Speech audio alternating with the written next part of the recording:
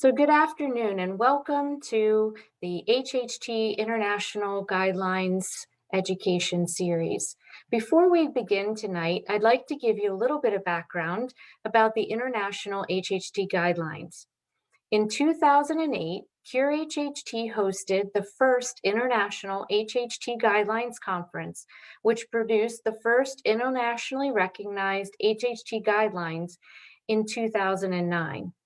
10 years later, Cure HHT hosted the Christopher McMahon Memorial International HHT Guidelines Conference, which was only made possible by a very generous donation from the McMahon family. This event involved 12 months of literature review and topic team discussions with over 60 HHT physicians and patients from 15 countries around the world. The result was the publication of the second International HHT Guidelines in the Annals of Medicine in September of 2020.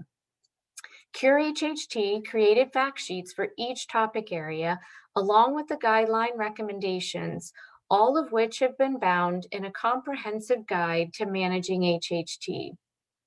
I'm sorry, it doesn't show up well, but we do provide the first copy of this guide complimentary to all HHT patients and providers. If you haven't received your copy, please let us know and we will get one to you as soon as possible. You can ask for a copy through the Join Us form on our website, or I will be posting the link in the Zoom chat. So now I would like to introduce our speakers. Dr. Filomena Meffe is the Chief of Obstetrics at the HHT Center of Excellence at the University of Toronto. And Dr. Andrea Lausman is a Maternal Fetal Medicine Specialist at the Toronto HHT Center. Dr. Lausman was a lead member of the Pregnancy Management Group at the Guidelines Conference, which recommended the now accepted standards for care for this topic area, making her one of the perfect speakers for tonight's conversation. So while Dr. Lausman turns on her video and begins to set up her slides, let's launch a let's launch a poll and ask the question, have you experienced heavy bleeding or hemorrhaging due to, and you can choose as many as apply to you, menstruation, pregnancy, childbirth, postpartum, uterine AVMs, other, or no, I have not?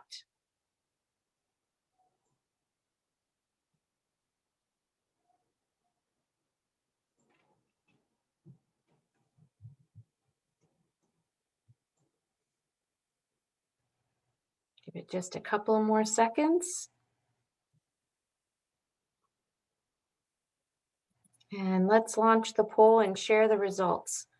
So Dr. Lausman, would you like to kind of respond to this before you start your presentation?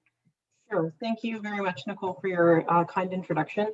So I think that this is interesting and definitely something that we're going to cover as we go through the pregnancy and gynecology guidelines.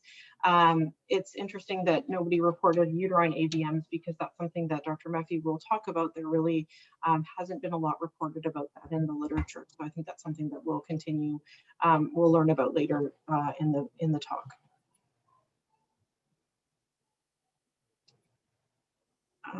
Okay, Nicole, do you want me to go ahead? Yeah, go ahead. Okay, great. So again, thank you again for the introduction. And I wish we could all be in the same room together, but such as the world is right now, we have to do this via Zoom. But it really is a privilege to be here to discuss this with you today. And it really was an honor to be involved in creating these guidelines with such an incredible group of people. So what I'm going to basically go through here is I'm going to review our objectives that we had discussed with pregnancy and HHT. So we're going to talk about preconception and prenatal genetic diagnostic options. We're going to talk about pregnant people who have symptoms of brain vascular malformations and the fact that they should be tested with unenhanced MRI. Pregnant people with a known or non-high risk vascular malformation can labor and proceed with vaginal delivery. Pregnant people with HHT who have not been recently screened or treated for pulmonary AVM should be screened and treated in pregnancy. I'll discuss some reasons for pregnant people with HHT to be followed in a tertiary care center. And then I think one of our hot topics that we really wanted to make sure was brought clearly through these guidelines is that an epidural should not be withheld because of a diagnosis of HHT, and that screening for spinal vascular malformations is not required. Dr. Meffe will then take over and she'll talk about heavy menstrual bleeding, uterine AVMs, and then hormonal therapies for the treatment of gynecologic concerns in patients with HHT. So as Nicole mentioned, this was the publication that was published recently in the Annals of Internal Medicine. There's a lot of people involved. You can see everybody here, and I can tell you they were a great group of people. At the time, we were even allowed to have lunch together, so that was really nice. So basically, for the first part of the guideline, we talked about prenatal genetic diagnostic options as well as preconception diagnostic options. So we know that HHT is an autosomal dominant condition. So 50% of children will inherit the gene, but about 97% of families will carry a mutation in one of these three genes that I've listed here. And in about 3%, we're not able to identify which gene it is, but those families will be diagnosed based on clinical criteria. We know from the data that we have collected on pregnancy and HHT that pregnant people with HHT are not at higher risk of miscarriage than the general population. So it's important to think about doing a pre-pregnancy consultation with an obstetrician. So this is really going to be a review of your current health and HHT status and how this may be related to the risks of pregnancy. We would like to discuss with you how to optimize your health prior to pregnancy, and then give you an opportunity to become informed about the options related to inheritance pattern and what you could potentially do in terms of pre-implantation genetic diagnosis, post-conception diagnosis, or post-delivery genetic diagnosis. So I'm going to run through a few of these briefly. So in terms of pre-implantation diagnosis, this is a reasonably new technology. So this would be carried out if a pregnancy was conceived via IVF. So just because a person has a diagnosis of HHT, it certainly does not mean that they need to undergo IVF, but they may undergo IVF for other reasons. And if that is the case, there is a possibility of doing a biopsy, and you can actually screen for a gene that is known. So the affected parent could be either the mother or the father may know the gene that they carry, and then you can screen the embryo for that gene.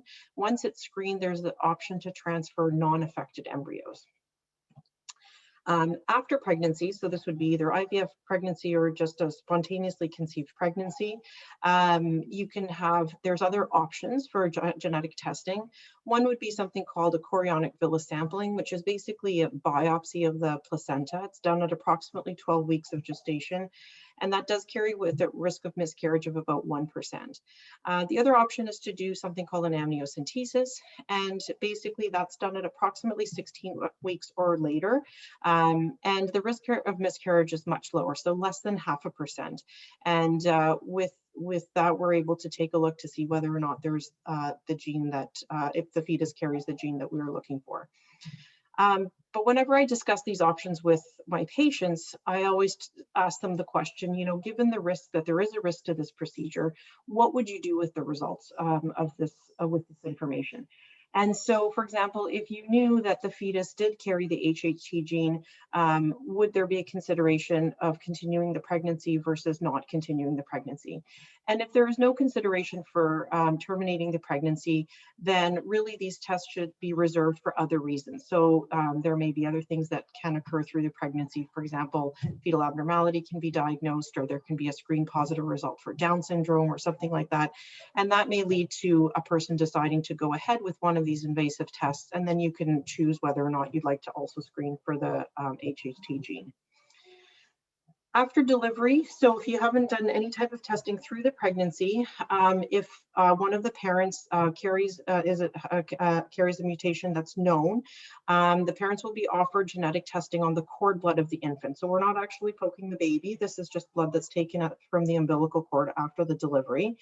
And basically the Human Genetic Society of Australasia had stated that pre-symptomatic and predictive testing should be offered to children and young people for conditions in which the result is likely to be of direct benefit to the young person through surveillance, use of prevention strategies, or other medical interventions in the immediate future. So that's kind of a long statement to say that, you know, if we testing you for a gene means that we'll be able to screen you efficiently through childhood and adulthood, then, and we can actually help to prevent some of the complications by doing these screening tests and with early treatment, then it would be beneficial to test. If genetic testing is declined by the parents, then we would advise that children should be considered affected until proven otherwise. So the final outcome for this first portion of the guideline was the expert panel recommended that clinicians discuss preconception and prenatal diagnostic options, including pre-implantation genetic diagnosis with HHT affected individuals. So when I go through all this, I'm also going to discuss the quality of the evidence. So this is really looking at the medical evidence and you know, so there's some expert consensus within the room, and then also any published studies. So in terms of publications based on this, there aren't very many, but there was strong recommendation amongst the experts that were in the room. So the second one is that pregnant people with symptoms of brain AVM should be tested with unenhanced MRI. So pregnant people who have no symptoms of brain AVMs, we can talk about screening for brain AVMs and HHT in the general population, and it's not routinely performed in all countries. And asymptomatic patients do not require routine screening during pregnancy. So if you've never had a test, if you've never had screening for brain AVM, you don't need to have it just because you got pregnant. There's really limited data and lack of evidence about the specific risk of brain AVM bleeding in pregnant women with HHT, but there is no conclusive evidence of an increased risk of a first bleed from a brain AVM during pregnancy. So about 10% of women with HHT will present with an asymptomatic brain AVM. And in cases of known asymptomatic brain AVM, some studies favor just conservative management. Just basically means that we're going to follow this with imaging and intervene if necessary. So if a woman has no symptoms, in most cases, the treatment of a brain AVM would be deferred until after pregnancy due to the low risk of bleeding from that brain AVM. And so that's really why we're thinking the recommendation was made not to screen in an asymptomatic patient. However, if people have symptoms of brain AVMs, and including those who've had a previous brain bleed, you can plan to have an MRI without gadolinium at sometime in the second trimester. We know that the annual risk of first brain bleed and brain AVMs in people with HHT is estimated at about 0.41 to 1%, but it's lower than the 2 to 4% year risk for sporadic brain AVMs, so not associated with HHT. About 0.5% of unscreened women will present with a brain bleed during pregnancy or in the postpartum period.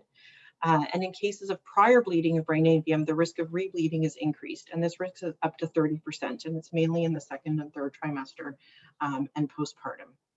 So our expert panel recommended testing with unenhanced MRI in pregnant people with symptoms suggestive of brain AVMs. Again, the quality of evidence was low, but there was strong agreement for this recommendation.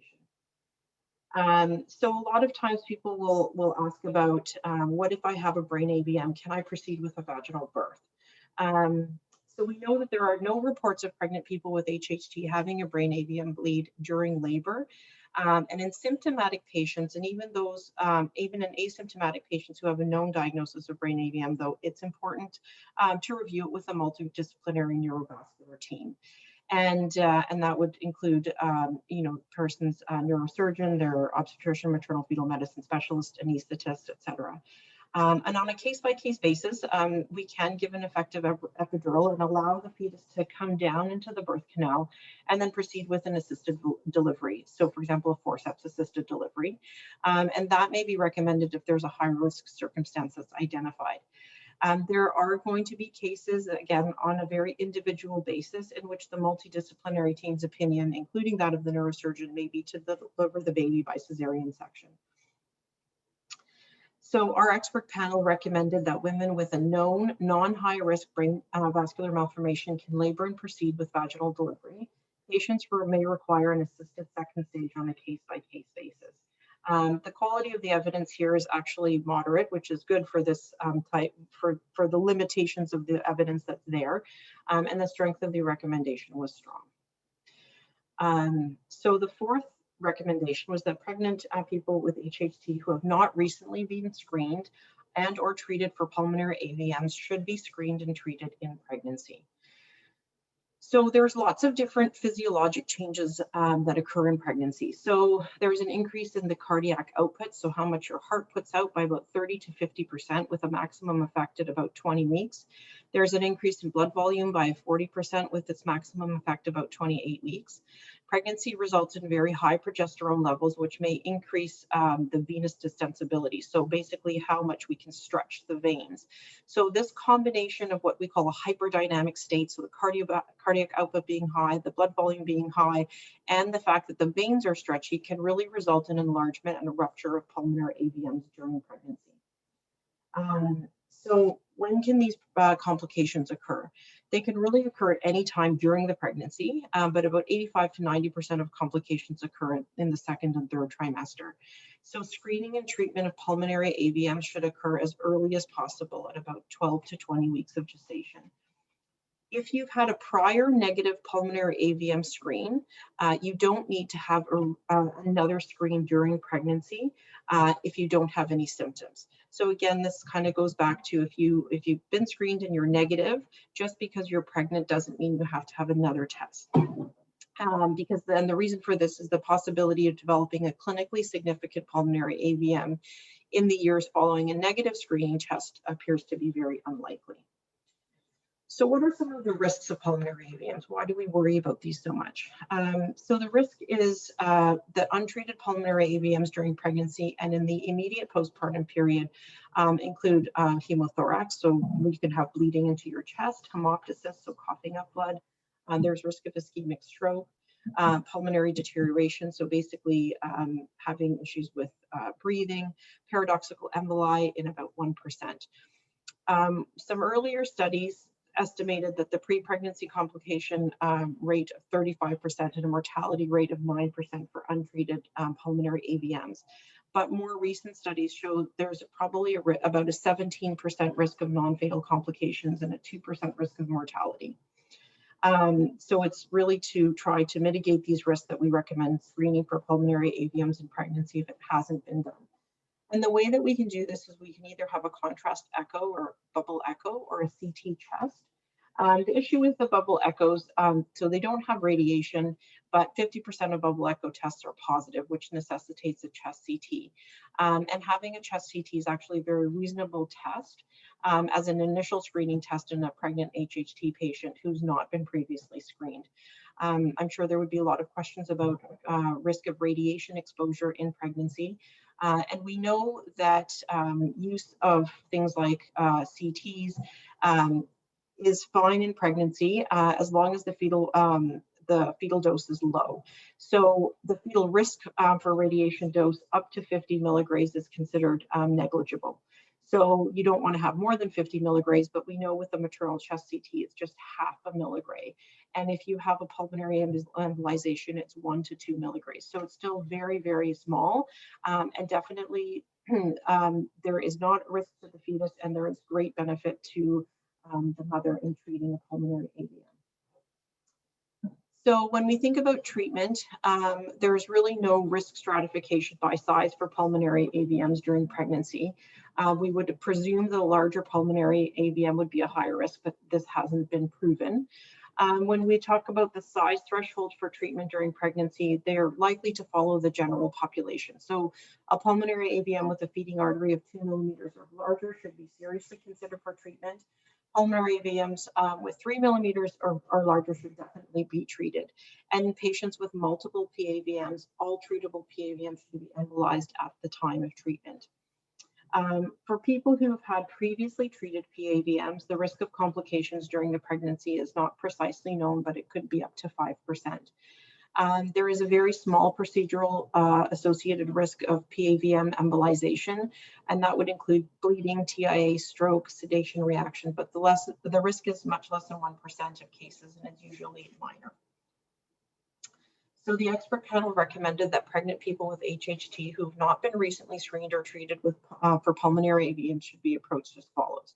So in an asymptomatic patient, initial pulmonary AVM screening should be performed either using the bubble echo test or a low-dose non-contrast chest CT, depending on the local expertise. Chest CT, when performed, should be done early in the second trimester. In patients with symptoms suggesting a pulmonary AVM, diagnostic testing should be performed using a low-dose non-contrast chest CT, and this testing can be performed at any gestational age as clinically indicated. So basically, if there's an issue, if you have symptoms, you need to have the test. Doesn't matter where you are in your pregnancy. Pulmonary AVM should be treated starting in the second trimester unless otherwise clinically indicated. And here we again have the quality of evidence is actually moderate. This is probably the area that has the most evidence in most publications, and there was a strong agreement for this recommendation. So a lot of people will ask, should I be followed at a tertiary care center? Do I need to be transferred to a maternal fetal medicine specialist, et cetera? So are pregnant people with HHT considered to be high risk? So high-risk pregnancy is really a label that's used to describe a situation in a pregnant person, the fetus, or both are at higher risk of complications during the pregnancy, labor, and delivery or postpartum when compared with a typical pregnancy. And most pregnant people with HHT are labeled as high risk, really due to the nature of the disease. So that being the risk of developing complications through pregnancy or in the future, worsening epistaxis, anemia, and then whether or not there's presence of AVMs. But people who have been diagnosed with HHT and screened negative for AVMs are really just as likely to have a typical pregnancy as their non-HHT counterpart. So we don't necessarily have to ascribe this quote unquote high risk label in patients who don't have any AVMs. And many pregnant people with HHT will initially be seen in centers without expertise in treating HHT. Those people can be labeled high risk until they're discounted by a consultant with expertise in the field. So you may initially see an obstetrician who is not as familiar with the disease, will refer you to see a maternal fetal medicine specialist or an OB at a HHT center. That person will go through, review your history with you, and then really stratify your own personal risk through the pregnancy. So definitely there's a multidisciplinary team approach in your pregnancy. You would be followed by obstetricians, maternal fetal medicine specialists, and respirologists, anesthetists, and interventional radiologists, discussion with a pediatrician or a neurosurgeon, et cetera, as issues arise if they arise. So HHT patients with basically minimal disease, so no known pulmonary, brain, or liver AVMs should be managed at a tertiary referral center preferentially, but they may be evaluated at a tertiary level center and be advised that they're quote unquote low risk. And then that recommendation may be made for antenatal care and delivery outside of this tertiary care center. And again, this would be on a case-by-case basis. So when we look at the risk stratification, when we look through publications in the literature, there's a 1% overall risk of complications in pregnancy with patients with HHT. But the risk stratification is really based upon the results of the AVM screen and treatment. So the highest risk patients are unscreened pregnant people with HHT. The next would be those with known but untreated or not yet diagnosed pulmonary AVMs. Pregnant people with treated pulmonary AVMs are going to be next in line for risk because there is possibility that there may be other undetected PAVMs which may increase in size through the pregnancy. And then pregnant people with brain AVMs. So the highest risk patient would be a pregnant person with HHT and known brain AVM with a recent clinical bleed, so less than 2 years ago or within the last 2 years, a previous bleeding of brain AVM during pregnancy, a pregnant person with a complex brain AVM with in which there's a neurosurgical opinion that they're at a higher risk, a higher bleeding risk. So our expert panel recommended that pregnant women with HHT be managed at a tertiary care center by a multidisciplinary team if they have untreated pulmonary AVMs and or brain vascular malformations, or have not recently been screened for pulmonary AVMs. The quality of this evidence is very low, but there is good strength of this recommendation. And then the last topic, which I think a lot of people have questions about, and I know we've come across this even at our center, which is an HHT center, is, you know, can I have an epidural in labor if I have not had a spinal MRI? So the answer is yes. So that's the good news. So we know, the reason why anesthetists are concerned about this is because there is a possibility of having a spinal vascular malformation. We know that this occurs, but it's very rare. And the incidence of symptomatic spinal vascular malformations is also very low, and it's mainly in the pediatric population, and it's predominantly male population. And the location of these are as follows. So it's higher up in the thoracic spine, and not as many extending down into the lumbar region. But as you can see, the numbers are very, very small here because this is a very rare event. And then it's important to the location. So there's something, these are what are called perimedullary. And it's definitely easier to take a better look at a picture. So when you look at the spine that's here, you can have vascular malformation present. But when you have an epidural, the epidural actually does not go into this area where this vascular malformation is. We know that most of them are higher, so in the thorax or near the chest, and the epidural needle is put in very low and is put in the epidural space, which is basically outside of the spinal cord. So the risk is exceedingly low, and it's very rare that a person would actually have a spinal vascular malformation. When we look at 2 large studies of pregnant people with HHT, none of them reported complications from epidural or spinal anesthesia. Here we have a publication in 2014. This was from our center at St. Michael's Hospital. We looked at 185 people who delivered, and in 2008, there was 484 pregnancies when no spinal hemorrhages were reported in either of these studies. There are no case reports of pregnant people with HHT developing complications of spinal vascular malformations from an epidural or spinal anesthetic during pregnancy or delivery. There are a few case reports of non-HHT patients developing post-epidural spinal complications for other indications, but those complications were treatable. So in terms of screening, if you were to undergo screening for a spinal AVM, an unenhanced MRI only excludes medium to large spinal AVMs. And so that would mean an unenhanced MRI is not using gadolinium. Gadolinium is a contrast agent that's contraindicated in pregnancy. So, and then the spinal vascular malformation location is important. So this perimedullary location does not influence the rupture risk or the theoretical risk of epidural anesthesia.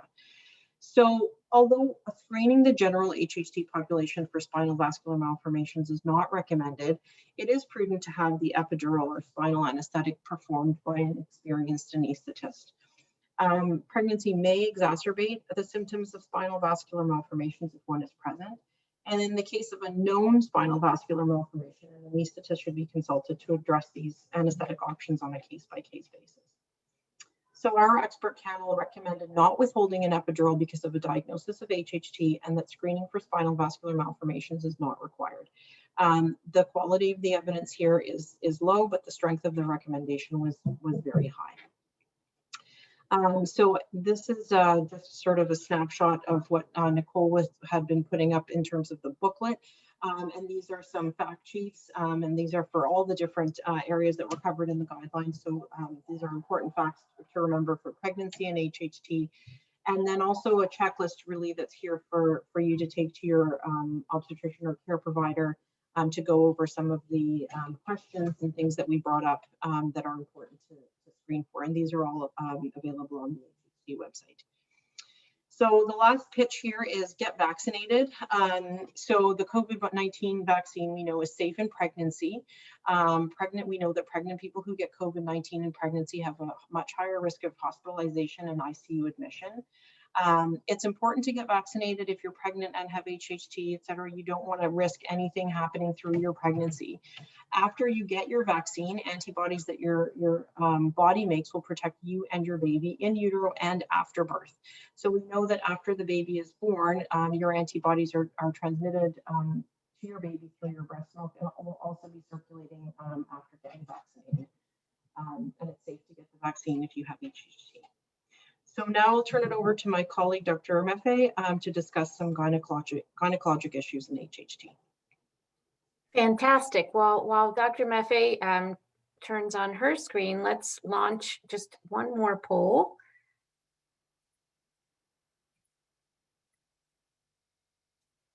And the question is your OBGYN familiar with the potential impact of HHT on women? Yes, no, but my OBGYN consults or will consult with my HHT center as needed. No, but I've not experienced any problems related to HHT, or I'm not sure.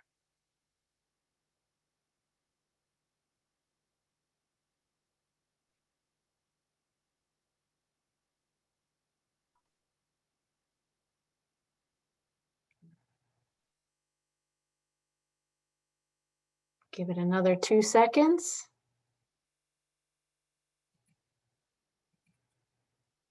And so I'm sharing these with everyone. Dr. Meffe, if you'd like to speak to these results a little bit. Yes, I'm just having a close look at them now.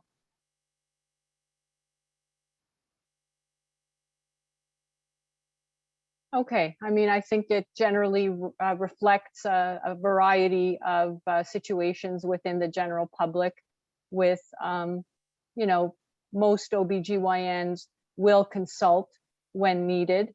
And some people haven't had any problems, so have not required that consultation. Thank you.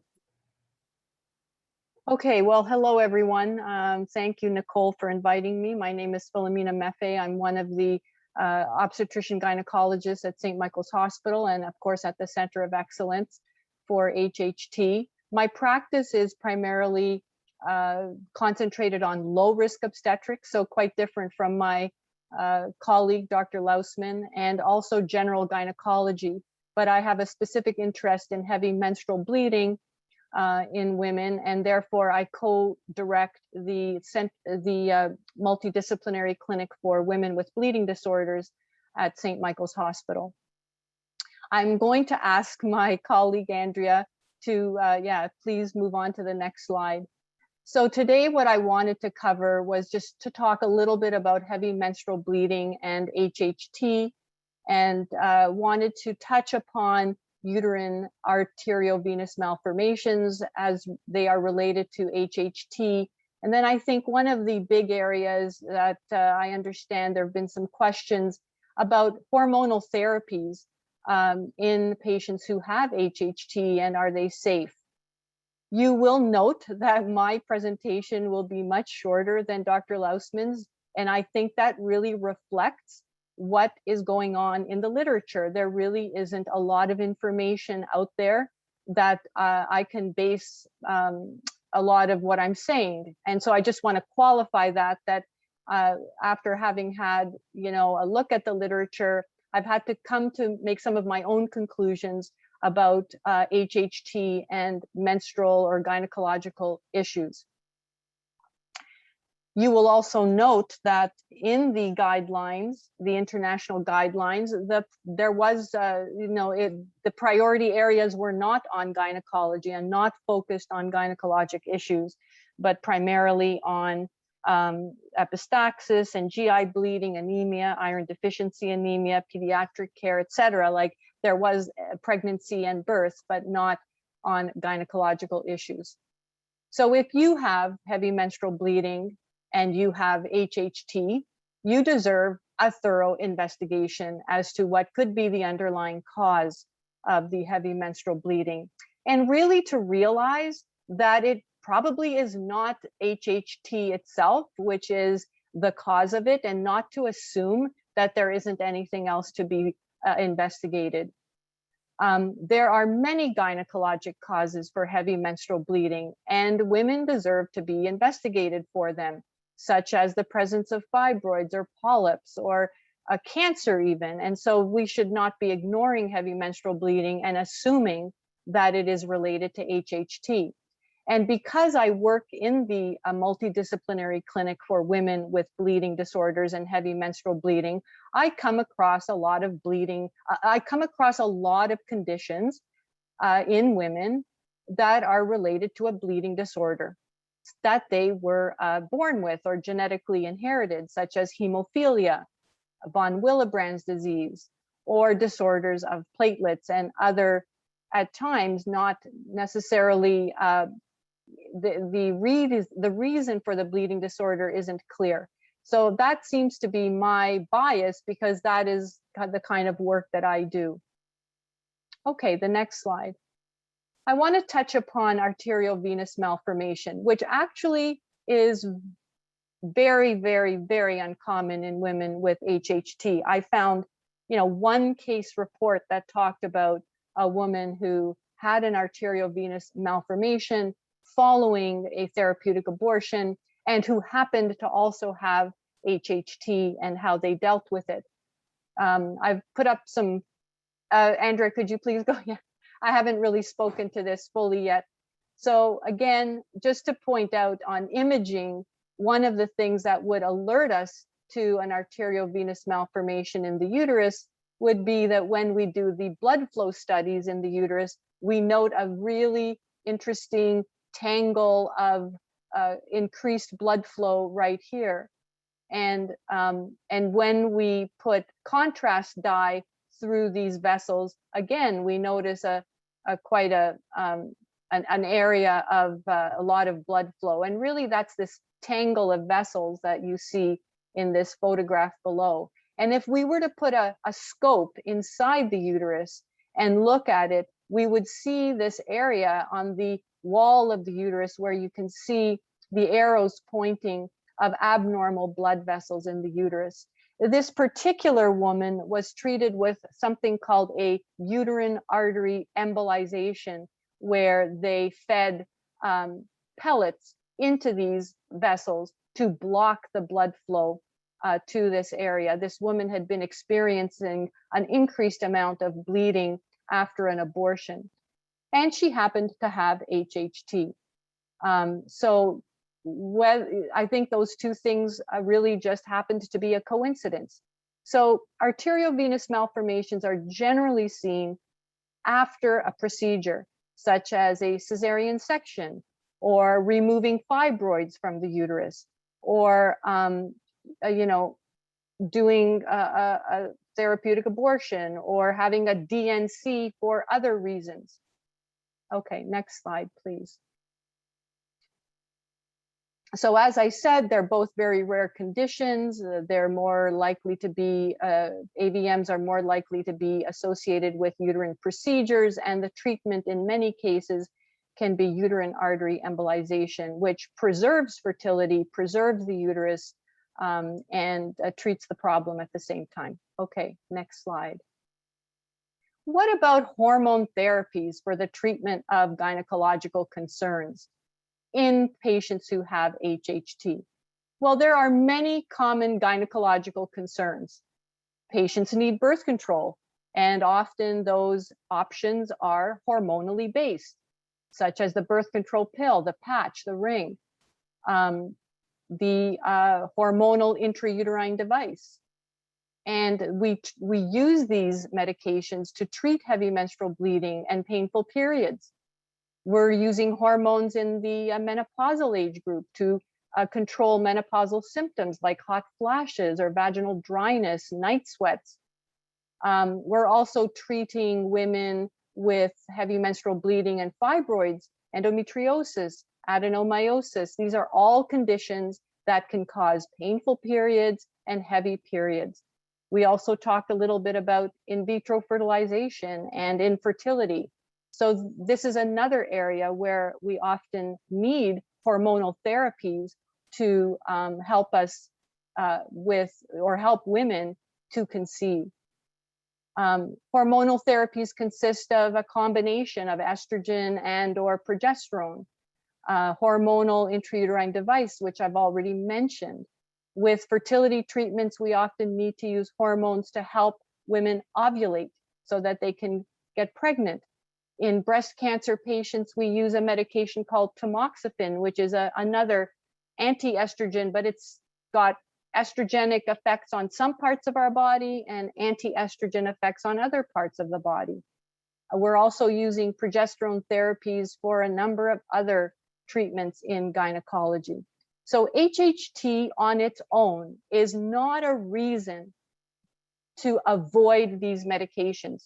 There may be other reasons in a person's health that would indicate that these medications could not be used. But HHT in itself is not a reason to avoid these medications. So I'm just going to repeat that because I think it's a very important point. Next slide. And so that really concludes my part of the talk. I wish I could provide you with more information, but this is on my review of the literature, what I was able to put together for you. Thank you. Fantastic. Well, thank you so much, Dr. Lausman and Dr. Meffe. This was an incredibly necessary conversation and very, very insightful. So we do have some questions. Our first one is asking Dr. Lausman, for guideline number 4, which I'm not exactly sure which one that was, what's the definition of recent PAVM screening or treatment? Is that within 5 or 10 years, or what parameter would you recommend for that? So that's a good question. I don't have a specific number for you. I think, recent to me would be sort of similar to the brain AVMs. And so that was less than 2 years. But I think probably within the last 5 years is reasonable.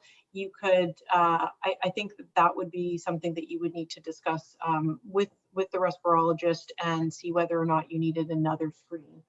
Because your risk of developing a pulmonary AVM is still pretty low after having a negative screen. Okay, great, thank you. We have someone who has asked, you referenced several times tertiary care center. Could you just clarify exactly what that is versus like an HHT center or? Sure. So now my understanding is that most of the people on this webinar are American. So I'm sorry about that. I think we have little bit different healthcare systems. So the way that what I would define as a tertiary care center is a place where you have a lot of specialists and subspecialists. So these would typically be centers that are in large cities affiliated with universities, and that would be, the Canadian definition really of a tertiary care center. I think in the United States, the healthcare system is modeled a little bit differently. So I would say that if you were at a center that sort of generally takes care of the typical patients who don't have any types of sort of comorbidities or things that are associated with their pregnancy, then it would make sense to be seen perhaps in a university center by a subspecialist like a maternal fetal medicine specialist, or at an HHT center if that was close enough to your home. Great, thank you for that clarification. So our next question is, can you get an iron infusion during pregnancy? Absolutely, we do them all the time. It's definitely safe to have an iron infusion. We are literally booking patients every clinics that we have, and there's lots of reasons to have an iron infusion. I do a lot of work with the hematology group here looking at iron deficiency anemia in pregnancy, and this would be not related to HHT. And we know that about 90% of pregnant women are iron deficient, and about 25% of them will actually develop anemia. And that's kind of in all comers who are pregnant. So supplemental iron is very important in pregnancy.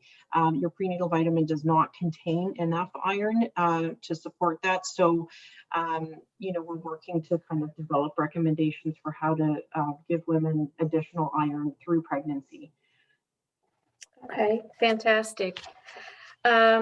So, Dr. Meffe, you mentioned birth control is a potential hormonal therapy.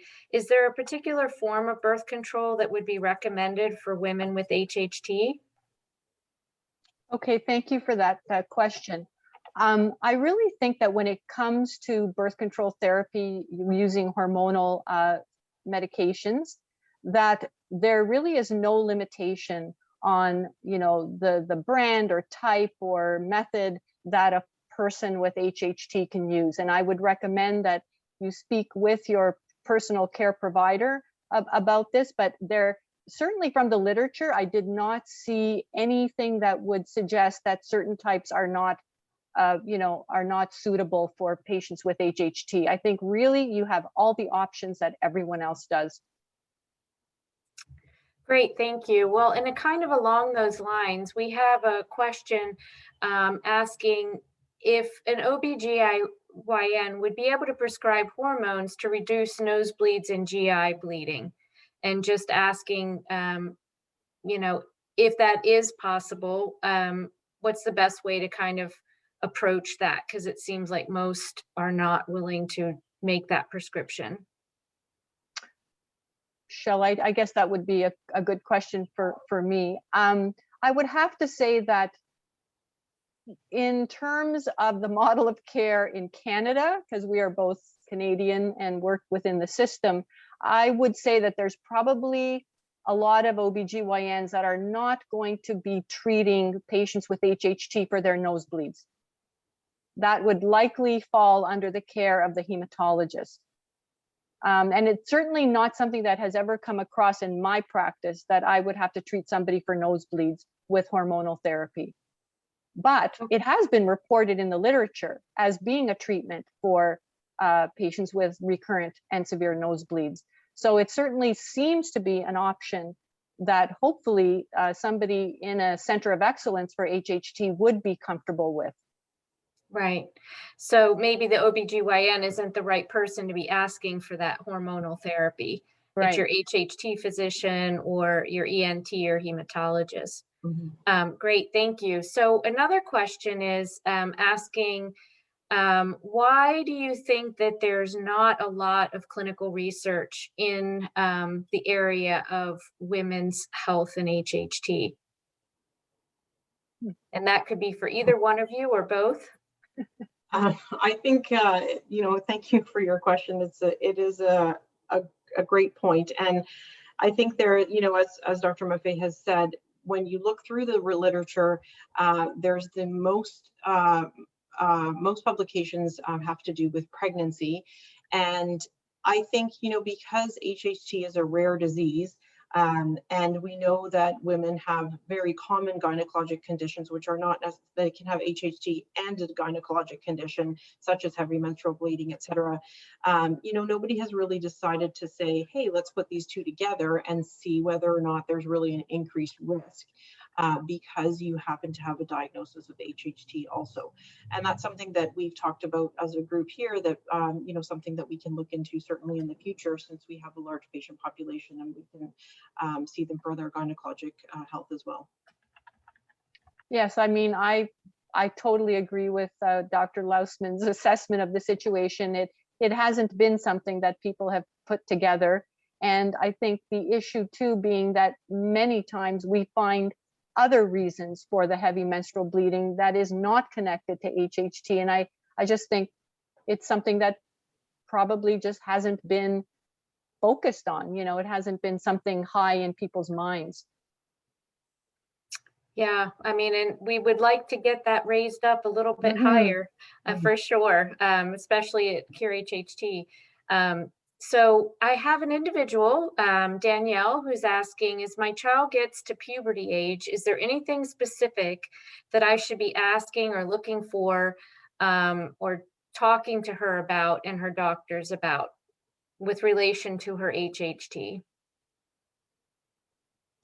So I think that, you know, again, as your child will be approaching puberty, et cetera, you really need to go through the thoughts of general screening. So, you know, what age, you know, should they be to be screened for pulmonary AVMs, and, you know, how, talking about menstrual cycles, et cetera. I think that as we would go through puberty in a female patient with HHT, again, we wouldn't expect anything to see really anything different than any other girl going through puberty. So I don't know that there would be really any very specific, there are specific pediatric recommendations for screening, but in terms of gynecologic recommendations, I wouldn't see that there would be a specific gynecologic recommendation for something to look for. Okay, fantastic. Agreed. Now this question I think really would be for me to answer. It's asking, Savannah's asking, is the HHT registry up and running for patients to self-report symptoms, especially in areas where there is limited research? And Savannah, that's a great question. And the answer is that Cure HHT is in the process right now of finalizing contracts for a patient registry platform. And we do expect that to be up and running, I would assume by the end of the summer or early fall at the latest. So stay tuned. So I have a question here asking, what advice would you give people with PAVMs for postpartum care? So I think, if you have a known PAVM through your pregnancy, then definitely you need to be, if it's untreated, it should be treated, and definitely you need to be monitored through the pregnancy. And then that would, depending on if you had developed any complications through the pregnancy, that would be kind of one route for postpartum care. But if there were no complications through the pregnancy, then those physiologic changes would actually, they kind of go backwards and you're back to your usual state at about 6 weeks postpartum. So you wouldn't necessarily be at higher risk anymore because you're not pregnant.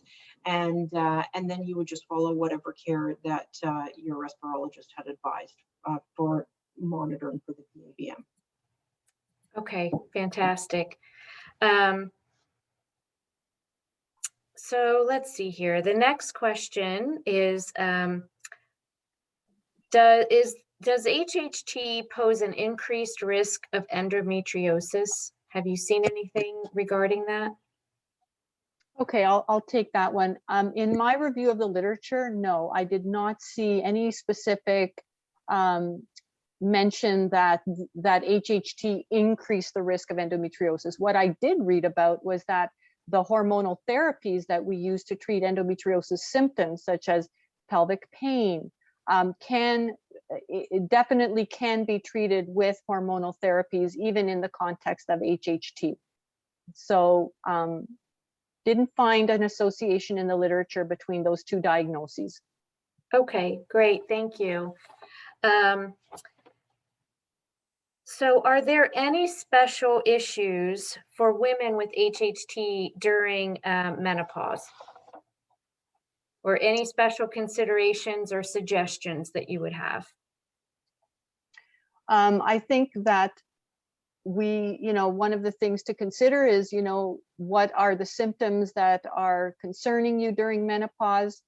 To speak to your healthcare provider about the appropriateness of using hormone therapy to reduce those symptoms. There wouldn't be anything about HHT that would be a contraindication to using hormone therapy to relieve those symptoms. There might be other situations with your health. Maybe you've had, previous medical issues that would contraindicate hormone therapy, but HHT in itself would not be a contraindication. So that was the general information that I've gotten from the literature. But each case, of course, should be individualized and to discuss it with your healthcare provider. Okay, and I know that you had touched on prenatal vitamins and that, most pregnant women are iron deficient and can become anemic. Are there specific prenatal vitamins that you would recommend for an HHT patient who's pregnant? So there wouldn't be a specific one. So I think any prenatal vitamin that you can buy that's designated as a prenatal vitamin at your local pharmacy. So You know, there's a bunch of different brands. I think I'm going to name some of the ones that are in Canada, which I think are also in the United States, something like Materna. Centrum has a prenatal vitamin, Jameson prenatal. Here we can buy prenatal vitamins. They're cheaper at Costco. So any prenatal vitamin is fine to take. There's two important aspects of the prenatal vitamin, the iron and the folic acid. So we really want women who are planning a pregnancy to take a prenatal vitamin at least 3 months prior to trying to attempt pregnancy. And that helps to decrease the risk of neural tube defects, and that's associated with the folic acid in the prenatal vitamin. And then in terms of the iron content, so the iron content in the prenatal vitamin is unfortunately not enough. And a prenatal vitamin also contains calcium, and calcium doesn't allow for the absorption of the iron as well. So, so that's why a lot of, you know, although people are taking their prenatal vitamin, a lot of women become iron deficient. So I wouldn't make a blanket statement that say you should additionally take iron right away, but I wouldn't be surprised if you were tested and noted to be iron deficient by your healthcare provider and recommend that you actually take additional iron. And the way that we recommend to take it is you take it apart from your prenatal vitamin with something acidic like a vitamin C tablet or lemon water, orange juice, something like that, that will help with the absorption of the iron. Okay. So have you heard of any pregnancy complications such as miscarriage or issues with fertility that are related to HHT specifically? So no, there hasn't been any association with a person who's been diagnosed with HHT and an increased risk of miscarriage. So people who are experiencing recurrent pregnancy loss and miscarriage would be worked up as any other patient would be, looking for causes of that. And sorry, it was for miscarriages and Infertility. Infertility issues, right? So there hasn't been anything associated with HHT and fertility. Okay. And do HHT center physicians consult with local physicians? You know, if there do seem to be questions regarding a pregnancy or issues should arise? Yes, I think that they do. Certainly at our center, we see, you know, a lot of pregnant women with HHT come in, and like, let's say, for example, they're having a pulmonary AVM embolized. We'll see them, you know, while they're in the hospital, make sure that things go fine from an OB perspective, and then often kind of discharge them to their care with their own obstetrician, especially if they're not within our local community. So there's definitely referrals between the physicians. Okay. And this will be our last question for the evening, but someone has asked, how can I persuade my OBGYN to use the HHT guideline recommendations?